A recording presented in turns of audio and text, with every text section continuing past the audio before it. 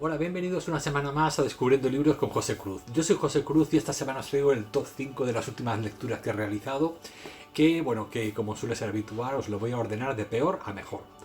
De todas formas, las 5 ya os adelanto que son 4 estrellas las 5.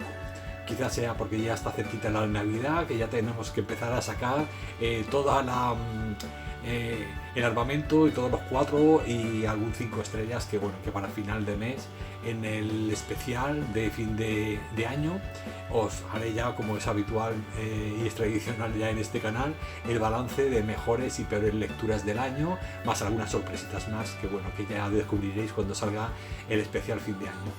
Y bueno, en creo que este ya va a ser el último top 5 últimas lecturas que ya sabéis que suelen ser variaditas, hay un poquito de todo en estos top 5. Así que bueno, en quinto lugar y con 4 estrellas os traigo un relato del famoso Roald Dahl, el autor de Charlie y la fábrica de chocolate, este autor británico que escribió este relato, La Cata, en 1945 en un periódico londinense que se llamaba Ladies Home Journal. Luego más adelante se volvió a reeditar en el 53 en el New York Times. Y bueno, en The New Yorker. Este relato es súper gracioso y siempre con un humor muy ácido y muy irónico, que era típico de Roald Dahl, que era muy provocativo en sus mensajes. Y se trata simplemente de una cena en la que hay 6 personas. Hay 6 personas, están el anfitrión de la cena, que se llama Mike, que es un señor que es corredor de bolsa en Londres. Luego está su esposa, luego está su hija, luego el narrador con su esposa, y luego viene un gastrónomo que es un especialista en vinos. Es un sommelier de estos especializado, ¿no?, en vinos. Y siempre hay un pique entre Mike, entre este corredor de bolsa, el anfitrión y el gastrónomo, y siempre se están haciendo como apuestas, ¿no? En este caso, el primer vino no, pero en el segundo vino, los vinos siempre los acierta a todos este hombre, el invitado, que es un hombre que se llama Richard Pratt. Pues Richard Pratt siempre se los acierta a todos, pero esta vez va a ser una apuesta especial. Y por lo tanto, el segundo vino que tendrá que adivinar vendrá con una apuesta especial. Por lo tanto, no os voy a adelantar porque el relato es muy corto, pero es alucinante cómo en 69 páginas nos puede escribir cosas tan chulas y cómo nos atrapa en la historia y no quieres que se acabe. Y hago una mención especial en la ama de llaves, ¿cómo se llama? En el papel de la criada. La criada que sirve, tenéis que fijaros en su comportamiento. Es un personaje alucinante. Así que La Cata, os lo recomiendo muchísimo. Y la última edición creo que venía ilustrada por Iván Barrenechea.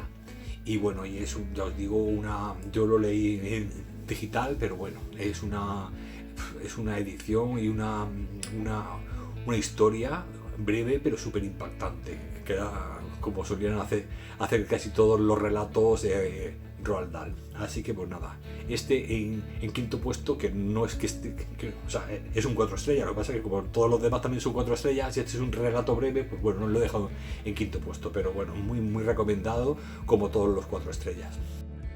En cuarto puesto, y también con 4 estrellas, un clásico muy famoso de Charles Dickens, que es Historia de 2 ciudades. Historia de 2 ciudades se ambienta en la Revolución Francesa, pero está un poco entre Inglaterra y Francia. Como os digo, los personajes se van a mover en los dos contextos, tanto en el pasado como en el presente. En Inglaterra gobierna Jorge III, que parece ser que el autor Dickens lo trata un poco como un inútil. Y esta obra tiene un tono que me ha gustado, muy satírico, muy irónico. Quizá eso sea lo que más me ha gustado. Luego, también pone un poco mal, habla un poco mal de la Revolución Francesa, de algunos acontecimientos crueles que ocurrieron, y luego sobre todo hay un fondo, un trasfondo de una historia de amor También, bueno, aparte de romance, pues como os digo, hay violencia, hay tradiciones y he descubierto a un secundario que me encanta. Uno de mis secundarios favoritos que se llama Sidney Carton. Eso la verdad es que es lo que más me ha gustado de esta novela. Ya os digo, un personaje, un anciano que va a ser el padre de la chica protagonista, que ha tenido un pasado muy triste y bueno, tuvo que huir de Francia y escaparse a Inglaterra para poder salvarse de la persecución, porque bueno, en Francia estaban las aguas muy turbulentas y entonces pues bueno, había mucha gente que había trabajado antiguamente para la monarquía y que tuvieron que salir corriendo de allí, ¿no? Se llama Historia de dos ciudades porque ya os digo, va a estar entre París y Londres, van a ser las dos ciudades en las que se va a desarrollar la historia esta de amor con trasfondo histórico, con un montón de personajes y bueno, hay mucha gente que no le ha gustado esta obra especialmente, pero yo creo que es porque no les gusta la forma de escribir de Dickens, que para mí es una de las plumas más fáciles de leer del siglo XIX, la verdad. Me parece muy llano, muy ameno, muy ágil de leer, pero bueno, como todos los clásicos solía meter mucha descripción de los acontecimientos históricos y geográficos y bueno, quizá por eso pues frenaba un poco el hilo a la trama, ¿no? El ritmo de la trama. Yo de todas formas ya os digo que lo he disfrutado muchísimo, le he puesto un 4 estrellas y bueno, y es una lectura muy aconsejable. Bueno, ahora en tercer puesto os dejo con 4 estrellas también 6 lecciones de historia del escritor y doctor en historia italiano Valerio Massimo Manfredi, que de este autor ya sabéis que os he traído la trilogía de Alexandros, que me encantó y bueno, he leído algunas cositas más de él, pero bueno, en este caso es un ensayo que fue publicado por primera vez en el 18 y se ha traducido al español este año, en el 2023. Se trata de 6 conferencias que él dio por diferentes universidades y que, pues ya os digo, en el 2018 se recopilaron las 6 conferencias en un solo librito, este pequeño libro que veis aquí, que bueno, que es muy ameno y muy divulgativo como suele ser habitual en la pluma de Manfredi. Os voy a leer os voy a decir las 6 lecciones de historia, es decir, están ubicados en momentos históricos y geográficos diferentes, pero bueno, con este hombre siempre aprendes y además al ser doctor en historia, pues siempre sabéis que en sus novelas siempre distingue muy bien, sobre todo al final de cada novela, lo que es ficción de lo que es historia. De hecho, él siempre tiende a ser muy fiel a la historia y los huecos que quedan, de los que no se sabe nada, los noveliza, pero te explica al final que esos son esos momentos novelizados. Bueno, pues en este pequeño ensayo que recopila estas 6 lecciones, 6 conferencias de historia que dio él hasta el año 18, incluye Alejandro Magno, el nacimiento de un mito. El segundo serían los verdaderos protagonistas del Idus de marzo, cuando el asesinato de Julio César. El tercero, los tesoros de Alejandría, tecnología y ciencias en la antigüedad. La famosa biblioteca de Alejandría, qué hay de cierto, qué es lo que no hay de cierto, etcétera. En el cuarto sería el Imperio Romano nació en un pueblo de Emilia. Es decir, sabéis que estaba lo de las 7 colinas, en una de ellas, en un pueblecito, se supone que fue el origen de lo que luego fue el Imperio Romano. El quinto, los templarios, entre la historia y la leyenda, nos cuenta también la realidad de los templarios. Y luego en sexto lugar, por las rutas de los fenicios, que esa es súper interesante también con el tema de Cartago, la expansión por el Mediterráneo, su origen por Siria más o menos, y de ella se expande hacia el oeste por todo el Mediterráneo, pues bueno, para construir una serie de ciudades que hacían más que nada como de puertos donde iban descansando los fenicios, los comerciantes, sus barquitos que iban descansando, cogiendo productos para comer, etcétera, y continuaban el camino. Entonces, por eso es por lo que se llenó de pequeños puertos el Mediterráneo, hasta que al final se construyó Cartago, que fue o quizás la más importante de todas las ciudades de origen fenicio, ¿no? Bueno, os voy a leer un trocito de... Nada, es que he señalado algunos fragmentos que me han parecido muy interesantes. El primero con el tema de lo de los idus de marzo, el tema de Julio César, el asesinato de Julio César, etc. Y ya de paso veis cuál es la forma de escribir que tiene Manfredi. Rávena, octubre de 2012, conferencia. Es decir, esta conferencia la dio en el 2012. La poesía es quizá el destilado más alto, más noble, más intenso de la mente humana, la forma expresiva de las pasiones en estado puro. La poesía conmueve y nos invade por dentro. El poeta es una especie de ser superior. Me gusta pensar que nace cuando cielo y tierra encuentran un momento mágico para reunirse y generar una mente que sabe ver más allá de las cosas, casi profética. Antiguamente, poesía y narración eran lo mismo. Pensemos en Homero, en Virgilio, en la Ascensión de Roland. Más tarde, con el tiempo, se fueron separando y la narración se convirtió en la forma expresiva con que satisfacemos la necesidad de emociones que todos tenemos. La vida no nos basta. Nuestra mente es infinita, más amplia que los confines en que la vida queda constreñida. De algún modo, participar en el relato, bien sea narrado o escuchando una narración, nos permite expandir nuestra propia existencia a otras paralelas y alternativas, las de la fantasía, la de la imaginación. No sabemos cuándo nació esta experiencia, pero ciertamente en una época muy antigua. El primer relato fantástico que conocemos fue la epopeya de Gilgamesh, que se remonta al segundo milenio, por tanto tiene 3000 años de antigüedad. ¿Por qué hace esta introducción al tema de los idus de marzo Manfredi?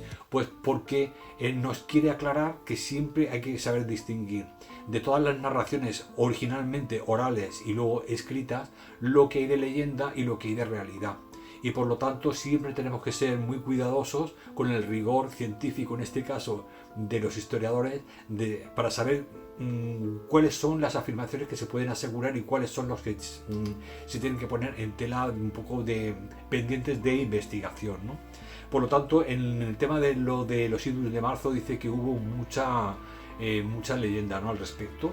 Y luego, pues si faltaba algo, llegó el cine con Mankiewicz, con la película de Julio César, y parece como que, pues lógicamente toda la gente que no ha estudiado historia se ve una película de esas y automáticamente ya la incorpora en su mente como hechos históricos ya revelados, ¿no?, y demostrados, y no es cierto. Es decir, por eso siempre tenemos que ir a las fuentes y ser lo más buscar el rigor científico. Había por aquí otro fragmento de este tiene que ver con los tesoros de Alejandría, también me pareció muy interesante. No es verdad que la esclavitud fuera abolida por el cristianismo. El apóstol Pablo dice que los siervos obedezcan a sus amos, que los amos sean humanos con sus esclavos, pero no impugnan la esclavitud.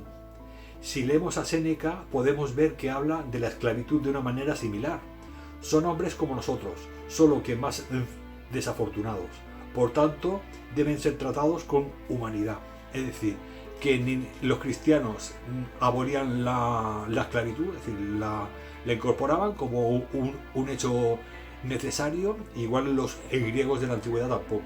Es decir, también asumían la esclavitud como un mal necesario para algunos humanos que tenían mala suerte por haber nacido en familias pues, que eran pobres. Su pensamiento es tan similar que alguien incluso se ha inventado una posible correspondencia entre los dos.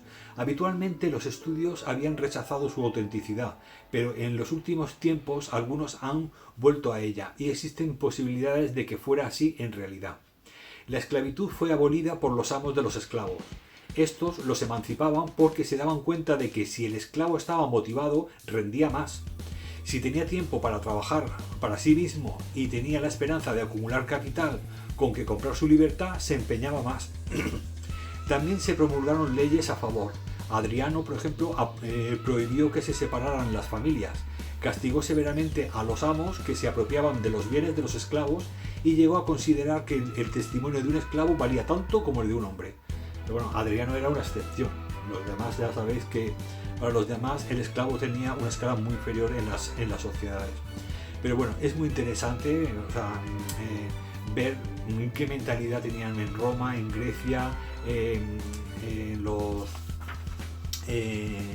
incluso en la propia Biblia, el apóstol Pablo, o sea, cómo cada uno tenía o sea, veía el tema de la esclavitud de una manera o de otra. Me parece muy, muy interesante. Sé que me voy a enrollar un poco, pero bueno, como estamos en Navidad, que casi ya me lo perdonáis. Luego, lo de los templarios, también había aquí un trocito que me resultó muy interesante. Los templarios entre la historia y la leyenda. Hablando de los templarios, aún así solo se consigue una orden muy inestable. Un orden muy inestable, al no haber una base de población que pueda sostener un estado.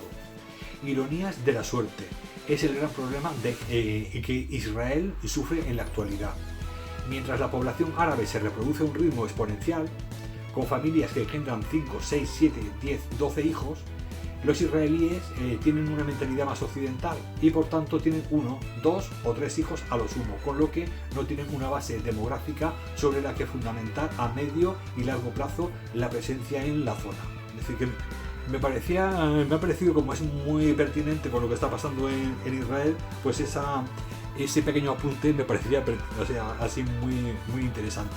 Bueno, voy a cortar ya porque si os leo todos los fragmentos se me hace muy largo. Bueno, pues os recomiendo 6 lecciones de historia del escritor y historiador Valerio Máximo Manfredi, de la editorial Edasa, que ya sabéis que es una editorial especializada en historia. Así que pues bueno, aquí lo tenéis en un tercer puesto con 4 estrellas.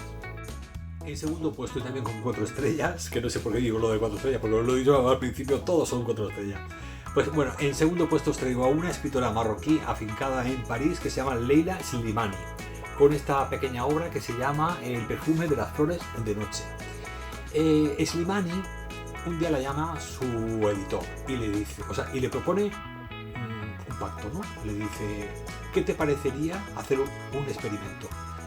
Dice, te encierro en un museo de arte contemporáneo en Venecia una noche y a la mañana siguiente ya sales. Y la experiencia que tú tengas esa noche la escribes, es decir, esa experiencia, basada en esa experiencia, escribes un pequeño libro. Pues aquella coge, al principio le dice que no, que ella además es muy tímida, no le gusta relacionarse con nadie, no quiere nada más que estar en su despacho escribiendo y chimpum. Pero no sabe por qué, le dice que sí, de una forma así un poco sin pensar.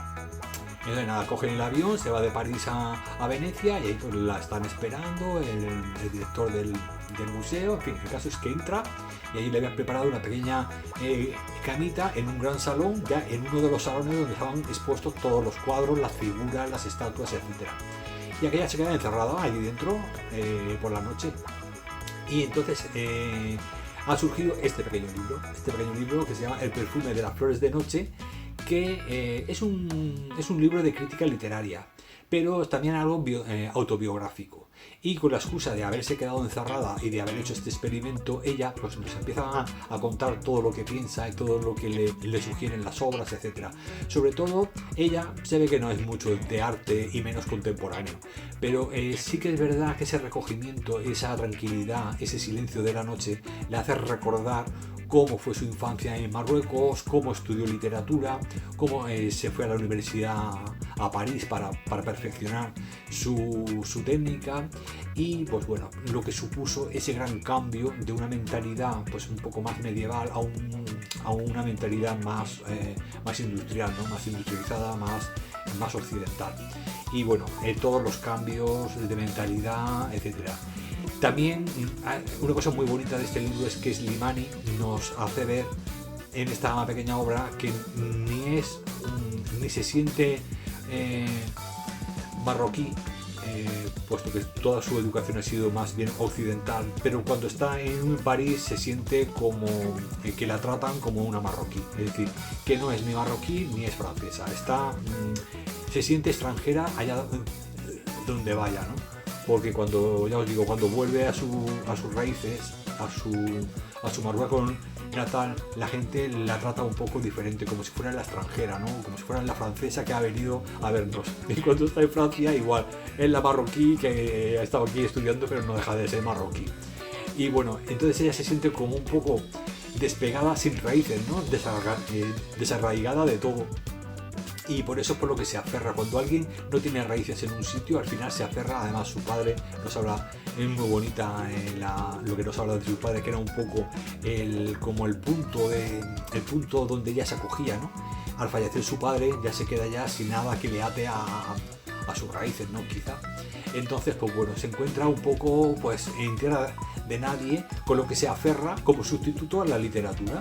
Y es la literatura en la que va viajando con ella, ¿no? Se encuentre donde se encuentre, quizá en este momento que está encerrada en el museo, se encuentra encima en Italia, en un país todavía más extranjero, encerrada ahí en un museo de arte contemporáneo que ni entiende, y entonces se encuentra como si estuviera, pues bueno, en un planeta diferente, ¿no? Y ya os digo, en esa situación es en la que nos escribe este pequeño libro, con mucha crítica literaria, nos explica cómo empezó a escribir, qué es lo que significa para ella la literatura, en fin, tanto en el tema técnico como también como la explicación que da para cuál es la finalidad, ¿no?, que para ella tiene la literatura. Hay mucha gente que escribe pues por hacer la gran obra de su vida, y luego hay gente que utiliza la literatura como un salvavidas, como un refugio seguro. Entonces, pues bueno, me parece, ya os digo, que es una aproximación a la vida de esta escritora y un poco a descubrir sus influencias, ¿no?, y su base un poco histórica y de sus raíces que le han hecho ser como es y escribir como escribe. Así que aquí os traigo esta maravilla en segundo puesto con 4 estrellas. Bueno, ya en primer puesto y la joya de la corona de esta semana os traigo Ozuki y la librería de Mitsuko. Bueno, Ozuki es imagino que ya la conoceréis, esta obra ha sido muy reseñada, muy comentada, y es la segunda de una quintalogía, ¿no?, se llama así, bueno, de una colección de 5 libros, de una saga de 5 libros que fue publicando esta autora canadiense de origen japonés. Y bueno, es una novela muy breve, pero quizá esta, ya os digo, la segunda sea la más interesante y la más importante de las 5 que la autora ha escrito, ¿no? A nosotros aquí a España creo que nos han llegado solamente 3, porque hace poco han empezado otra vez a reeditarla, ¿no? Así que creo que ya tenemos 3 o 4, no, creo que ya están las 5, sí, porque el otro día vi la quinta ya publicada, así que ya está la quintalogía, ya está publicada, ya está editada. Bueno, pues esta en concreto, la segunda parte, Ozuki, la librería de Mitsuko, es una novela de 112 páginas, muy intimista, muy como es Aki Shimazaki, la autora, porque yo leí también la de Luna Llena, que también os la reseñé hace un tiempo, que era muy bonita, y bueno, y aquí igual, el ambiente es muy acogedor. Se desarrolla en una librería, la librería de Mitsuko, que es una librería de viejo, de libros de segunda mano, que trata de filosofía, ¿no? Casi todos son libros filosóficos.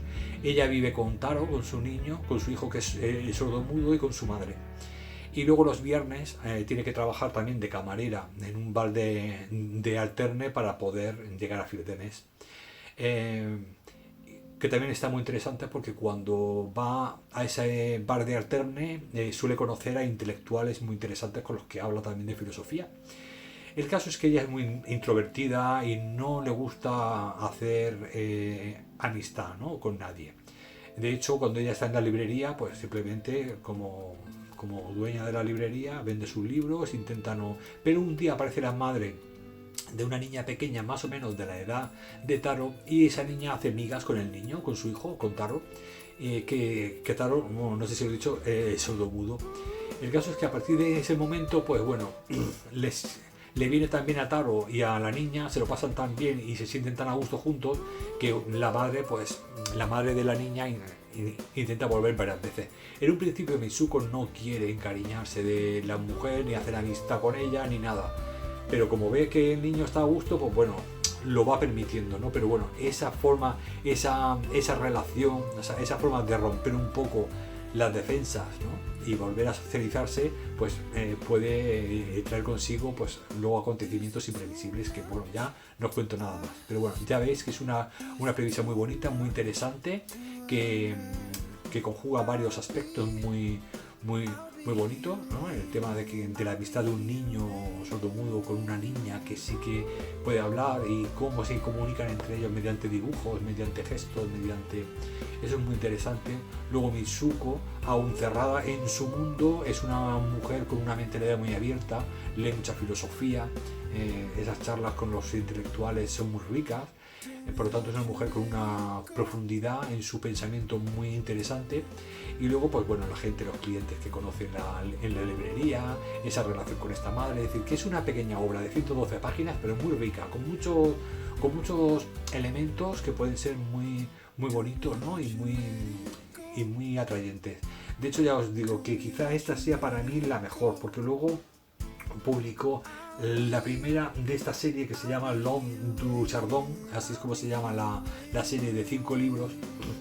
El primero es Azami, pero bueno, no lo he leído todavía, pero bueno, creo que no llega a la altura de Ozuki. De todas formas, como la de Ozuki, de la librería de Mitsuko, me gustó tanto, pues inevitablemente y seguramente acabaré, como es la historia de la misma, es decir, están relacionados todos, acabaré leyéndome los 5 otra vez enteros y así ya, pues bueno. Es una lástima, ¿no? Que siempre se hagan estas cosas, ¿no? O sea, que te publiquen el segundo y el primero no, y luego ya con el tiempo te sacan el primero. Es decir, que es que yo esas cosas no las entiendo. Deberían de publicar el primero, si lo lees o no, luego el segundo, en fin, tener toda la serie disponible para leértela toda o no, y más sabiendo que son libros tan pequeñitos, ¿no? Tan finos, es decir, que podríamos habernos leído todo, a lo mejor los 5 libros son 500 páginas o 600, es decir, como si fuera un libro solo.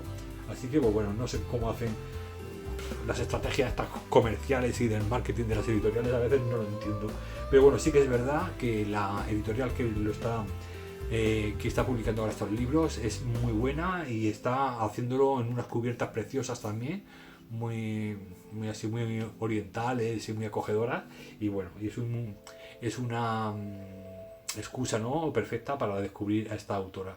Ya os digo que yo la descubrí con Ozuki, y también luego el último libro que publicaron de ella, que fue Luna Llena, que fue el año pasado cuando lo publicaron, aquella del geriátrico donde bebía un matrimonio en el que el anciano un día se levanta, no, perdón, la anciana un día se levanta desorientada porque tenía Alzheimer y no reconoce a su marido. Entonces empiezan como el noviazgo desde el principio, ¿no? Pues bueno, o sea, me parece, ya os digo, son libros muy cotidianos, muy costumbristas, pero con esa delicadeza, ¿no?, típica de la escritura japonesa, ¿no?, y esa sensibilidad con la que hace sus historias aquí Shimazaki me parecen espectaculares.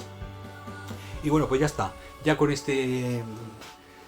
como veis, todos son buenos, son todos 4 estrellas. Lo que pasa es que nunca me gusta dejar, no sé por qué, nunca dejo un ensayo en primer lugar, siempre lo dejo en segundo lugar. Siempre me gusta dejar en La joya de la corona una novela. Pero bueno, ya veis que todas son muy buenas, todas son muy recomendables, y bueno, os he traído, ya os digo, una de crítica literaria de Slimani, uno de un ensayo de historia de Manfredi, un clásico, Historia de 2 ciudades, un relato súper chulo, el de La Cata, y bueno, y Ozuki, la librería de Mitsuko, de esta escritora japonesa canadiense. Así que bueno, como veis, hay cositas muy variadas para que podáis elegir cuál es el que más os gusta y añadirlo a vuestra lista de pendientes. Y ya está, voy a despedirme ya de vosotros. No sé si ya quedará un especial para antes del especial de fin de año, o ya directamente en el fin de año, pero bueno, luego ya miraré el calendario porque soy muy despistado y no me acuerdo. Pero bueno, ya estamos terminando el año, así que me quedará un vídeo y luego ya el especial que os he comentado al principio del vídeo, con el balance de las mejores y las peores lecturas del año, las que me he leído, las que más me han gustado, las que no recomiendo que os acerquéis ni con un palo, etcétera, etcétera. Y ya os digo que muchas sorpresitas más para que se note que bueno, que es el vídeo quizá más importante del año y que es un poco el resumen de todo un año de lecturas, ¿no? Que siempre me parece pues algo muy hermoso. Así que pues bueno, os deseo una semana estupenda de lecturas y nos vemos la semana que viene con más libros. Gracias por estar ahí y un abrazo.